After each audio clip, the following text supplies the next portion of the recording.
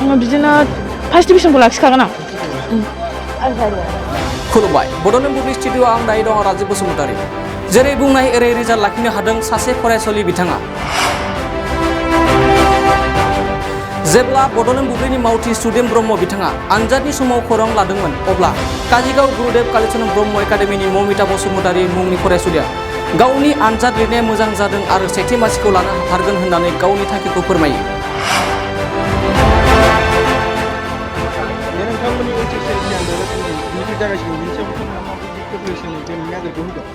आं मोजां प्रिपेरेसन खालामनानै फैखाबायमोन, मोजाङैनो होनो नाजागोन आङो। फैबाय थानाय समाव नोंथाङा माबायदि आनजादनि फिथाइखौ लाखिगोन?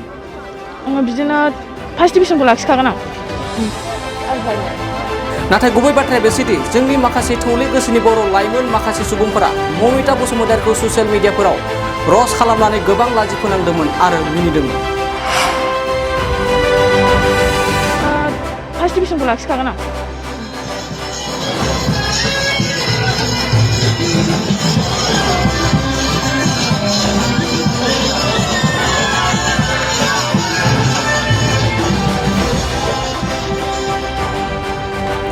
आरो ममिता बसुमतारीनि गोसोखौ बायग्लिहोदोंमोन। बेखौ लानानै एबा ममिता बसुमतारीनि जाफुंसार जानायखौ दिनै फिन बड'लेण्ड बुब्लियाव लानानै फैफिननाय जाबाय।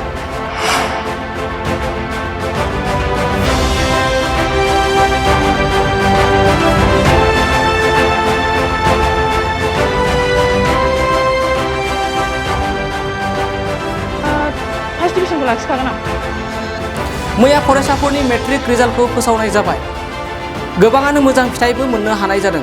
पर्बतजरा बियाबनि सिङाव थानाय काजिगाव गुरुदेव कालीचरण ब्रह्म एकाडेमिनि ममिता बसुमतारीया आनजाद जाबाय थानाय समावनो बड'लेण्ड बुब्लि खौरांनि गेजेरजों मोगा मोगि जानानै जेरैखि जाया सेथि मासिखौ लाखिथारगोन होननानै फोरमायो आरो मैया रिजाल्ट होनाय लेखा ममिता बसुमतारीया 65% लानानै सेथि मासि लानो हायो आरो जाय थौले गोसोनि ससियेल मिडिया बाहायग्रा सुबुंफोरनि हेंथा होनायखौ सौसिलांनानै जाफुंसार जानो हायो।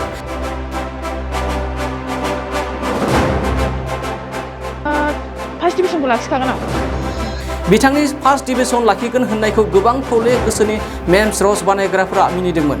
बे समाव बड'लेण्ड बुब्लिनि फाराय फोरमायोदि बेफोरबायदि थौले गोसोनि सुबुं आरो गुबुनफोरनि मोजांखौ नायनो हायै मेम्स एबा रस खालामग्रा गाज्रि सुबुंनिफ्राय जोंनि बर' हारिया सांग्रां जानांगौ होननानै फोरमायनाय थाबाय। फार्स्ट डिभिजनखौ लाखिखागोन आं।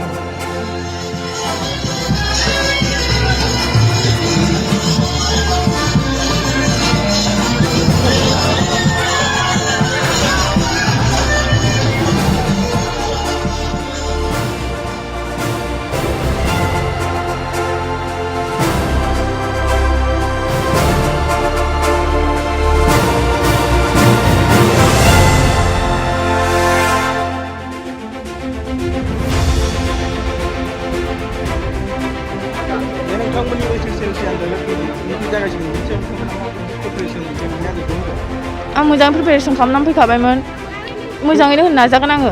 फैबाय थानाय समाव नोंथाङा माबायदि आनजादनि फिथाइखौ लाखिगोन? आङो बिदिनो फार्स्ट डिभिजनखौ लाखिखागोन आं। नोंथाङा सरखारि साख्रि नागिरदोंना? नोंथांनि थाखाय मोनसे गोजोनथाव खौरां। नोंथांनि थाखाय दं एडुकेट पइन्ट, जेराव नोंथाङा सोलोंथाइ लानायनि गेजेरजों सरखारि साख्रिनि गुबुन गुबुन रोखोमनि गोब्राब आनजादफोरखौ उथ्रिसारनो हागोन आरो गावनि आथिङाव गसंथानो हागोन। बे एडुकेट पइन्टआव नोंथांमोना SSC, bank PO, bank clerk, bank SO, UPSC, FSC, defence, railway, state, state, insurance, AAO, ADO, एसिस्टेन्टजों लोगोसे स्टेट लेभेल जब आरो माखासे सरखारि साख्रिनि आनजादाव गोनांथि जानाय आयदाफोराव सोलोंथाइ लानो हागोन। मख'नो गोनांदि बे सोलोंसालियाव साख्रिनिल' नङा, बेयाव MBA आरो सैनिक स्कुल बायदियाव एडमिशननि थाखाय एन्ट्रेन्स होनो थाखायबो सोलोंथाइ लानो हागोन। बे सोलोंसालियाव गाहाम थाखो खथानि सुबिदा दं आरो सम मथे नोंथांनि सोलोंथाइखौ बे सोलोंसालियाव होनाय जागोन।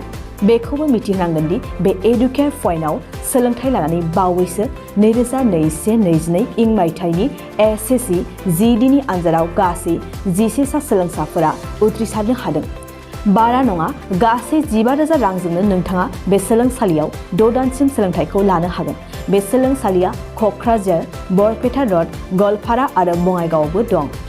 क'क्राझाराव सोलोंथाइ लानो गोसो गुदुं जानाय सुबुंफोरा 70026133133 9101536360 70020261333 9101536360